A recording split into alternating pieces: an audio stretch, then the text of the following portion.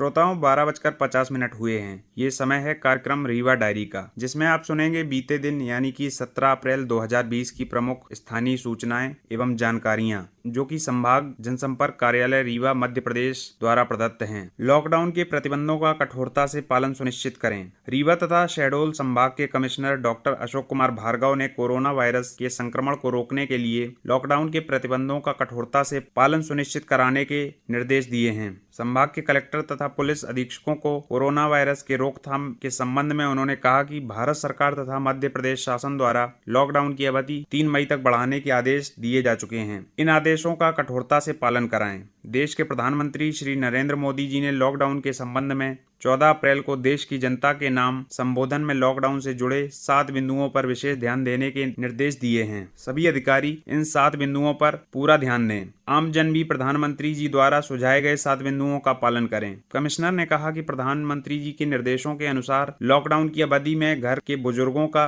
विशेष ध्यान रखें। लॉकडाउन की अवधि में सोशल डिस्टेंसिंग की लक्ष्मण रेखा का पालन करें। सभी लोग घर में रहने का प्रयास करें। बाहर निकलने पर मास्क का उपयोग अनिवार्य रूप से करें। प्रधानमंत्री जी ने प्रत्येक व्यक्ति से अपनी रोग प्रतिरोधक क्षमता बढ़ाने का आह्वान किया। इसके लिए आयुष विभाग द्वारा सुझाए गए काढ़ा तथा गर्म पानी का सेवन करें। कमिश्नर ने कहा कि प्रधानमंत्री जी ने सभी से Aarogya Setu mobile app download करने की अपील की है। इससे कोरोना का संक्रमण रोकने में सहायता मिलती है।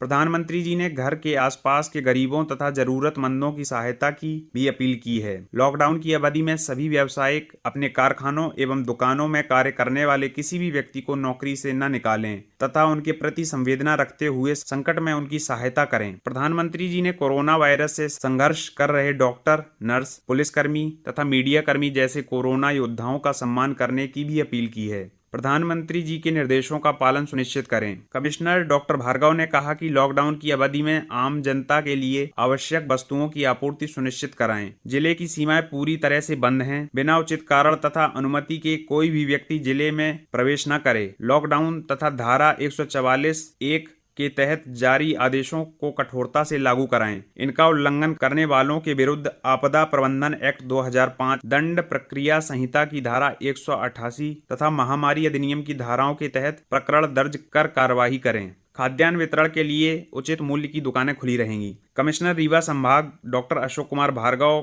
ने निर्देश दिए हैं कि कोविड-19 की लॉकडाउन अवधि में उचित मूल्य की दुकानों के माध्यम से हितग्राहियों को खाद्यान्न सामग्री वितरित करने हेतु सार्वजनिक वितरण प्रणाली के तहत उचित मूल्य की दुकानें खुली रहेंगी। जन शिक्षण संस्थान द्वारा किया जा रहा है मास्क का वितरण। जन शिक्षण संस्थान द्वारा कोरोना वायरस से बचाव के लिए नईगढ़ी विकास खंड के ग्राम मनकहरी में कार्यक्रम अधिकारी शिव कुमार साकेत के नेतृत्व में ग्रामवासियों को निःशुल्क मास्क वितरण किया जा रहा है। मास्क का निर्माण संस्थान के विभिन्न प्रशिक्षण केंद्रों में किया गया है। संस्थान के निर्देशक सुनील कुमार शुक्ला ने बताया कि अब तक जन शिक्षण संस्थान द्वारा 4200 मास्क निर्मित कर विभिन्न ग्राम पंचायतों के गरीब परिवारों को निःशुल्क वितरित किए गए तथा उन्हें समझाइश दी गई कि जब भी घर से बाहर निकलें अनिवार्य रूप से मास्क लगाएं। 25 अप्रैल से प्रारंभ होगा वनोपज का संग्रहण। आगामी 25 अप्रैल से वनोपज का संग्रहण प्रारंभ होगा। प्रदेश सरकार ने कोरोना संक्रमण के कारण जारी लॉकडाउन के दौरान लघु वनोपज संग्रहण, प्रसंस्करण,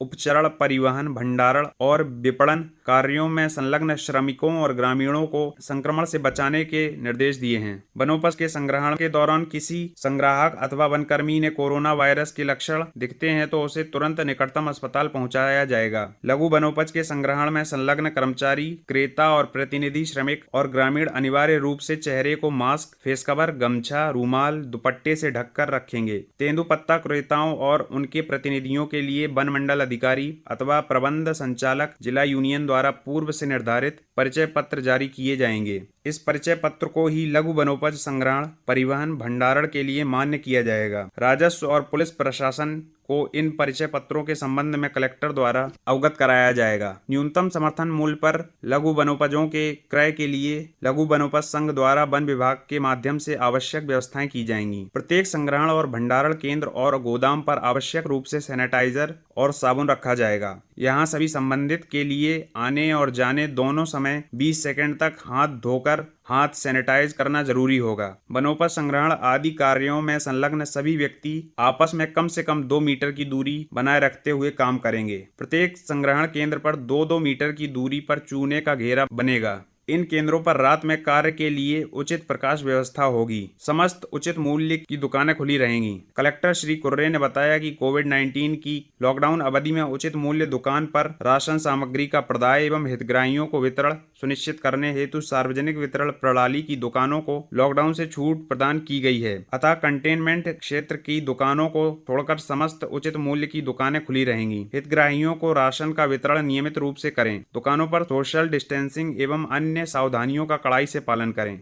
अति गरीब हितग्राहियों को वितरित करने हेतु अग्रिम खाद्यान्न का आवंटन जारी। जिला पंचायत की मुख्य कार्यपालन अधिकारी अर्पित वर्मा ने बताया कि कोविड-19 के कारण हुए लॉकडाउन में ऐसे गरीब व्यक्ति जिनके पास खाने के लिए नहीं है, उनको तत्काल राहत देने हेतु अग्रिम राशन का आवंटन जारी किया जाएगा।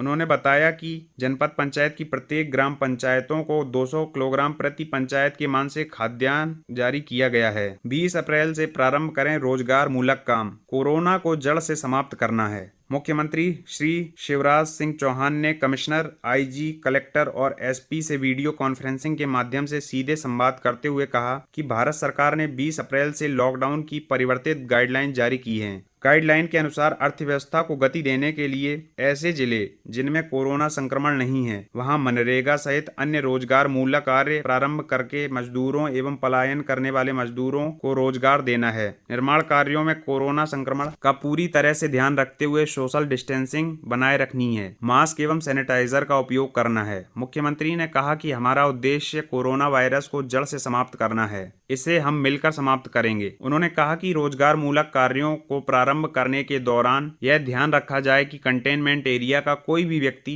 न जाने पाए। कंटेनमेंट एरिया को सील कर आवागमन का एक ही प्रवेश द्वार रखना है। मुख्यमंत्री ने कहा कि रोजगार मूलक कार्यों को प्रारंभ करने के दौरान नियंत्रित रूप से कार्य प्रारंभ करना है। पूरे अनुशासन और सोशल डिस्टेंसिंग तथा कोरोना वायरस संक्रमण के प्रोटोकॉल का अनिवार्य रूप से पालन किया जाए। उन्होंने कहा कि इस बात का विशेष ध्यान रखें कि निर्माण कार्यों में लगे मजदूरों को संक्रमण न होने पाए। यदि कोई कंपनी कोरोना संक्रमण के प्रोटोकॉल का पालन नहीं करती है तो उसका निर्माण कार्य बंद कर दिया जाए। जो जिले कोरोना संक्रमण से प्रभावित नहीं हैं, उन्हें किसी भी हालत में प्रभावित नहीं होने देना है। उन्होंने कहा कि क्राइसिस मैनेजमेंट ग्रुप की बैठक रोज करके जिलों की आकस्मिक योजना तैयार कर उन्हें क्रियान्वित करें। उन्होंने कहा कि कोरोना के विरुद्ध लंबी लड़ाई लड़नी है, अतः स्वास्थ्य, पुलिस, पैरामेडिकल स्टाफ, राजस्व विभाग की दूसरी लाइन को तैयार रखें। उन्होंने कहा कि स्वास्थ्य कर्मी इस समय कोरोना पॉजिटिव व्यक्ति का इलाज करके सराहनीय कार्य कर रहे हैं। अतः जो स्वास्थ्य कर्मी कोरोना पॉजिटिव व्यक्ति का इलाज कर रहे हैं,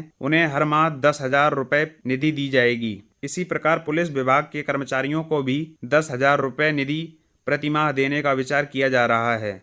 मुख्यमंत्री ने कहा कि सार्वजनिक वितरण प्रणाली के तहत खाद्यान्न वितरित करने हेतु पूरे समय उचित मूल्य की दुकानें खुली रखी जाएं। अत्यावश्यक सेवा, दूध, दवा, सब्जी को घर तक पहुंचाने या दुकानों से खरीदने की अनुमति देने के दौरान सोशल डिस्टेंसिंग का पालन अनिवार्य रूप से किया जाए। बैंकों में बैंक मित्र या अन्य माध्यमों से गरीब एवं हितग्राहियों को घर तक राशि पहुँचाने की व्यवस्था की जाए। कृषि यंत्रों की मरम्मत की कुछ दुकानें खोली जाएं। उन्होंने कहा कि कालाबाजारी को कलेक्टर कड़ाई के साथ रोकें। उन्होंने कहा कि लॉकडाउन के दौरान किसी भी धर्म का आयोजन न किया जाए। मुख्यमंत्री ने समर्थन मूल्य पर गेहूं उपार्जन के संबंध में निर्देश दिए कि उपार्जन के लिए किसानों को SMS भेजने के साथ ही उन्हें दूरभाष से भी सूचित किया जाए। उन्होंने कहा कि प्रत्येक उपार्जन केंद्र द्वारा किसानों का चमक विहीन गेहूं खरीदा जाए। उपार्जन केंद्रों पर सहकारी समिति के कर्मचारियों की ड्यूटी लगाई जाए। उन्हें सोशल डिस्टेंसिंग का प्रशिक्षण दिया जाए। उपार्जन के पश्चात गेहूं के भंडारण के लिए ट्रांसपोर्टर की व्यवस्था चाक चौबंद की जाए। मंडी में व्यापारियों द्वारा किसानों का गेहूं सौदा पत्रक के माध्यम से खरीदा जाए। वीडियो कॉन्फ्रेंसिंग में commissioner doctor Ashok Kumar Bhargava, IG Chanchal Shekhar, collector Basant Kurre, SP Abid Khan, जिला पंचायत के CEO अर्पित वर्मा, संयुक्त आयुक्त विकास PC शर्मा, उप संचालक सतीश निगम, संजय गांधी अस्पताल के अधीक्षक doctor Lakhtakiya, CMHO doctor RS Pandey सहित अधिकारी उपस्थित थे। इसी के साथ ही आज की रीवा डायरी का यह अंक समाप्त होता है। कल पुनः मुलाकात होगी। तब तक घर में रहिए, सुरक्षित रहिए और सुनते रहिए आकाशवाणी रीवा। नमस्कार।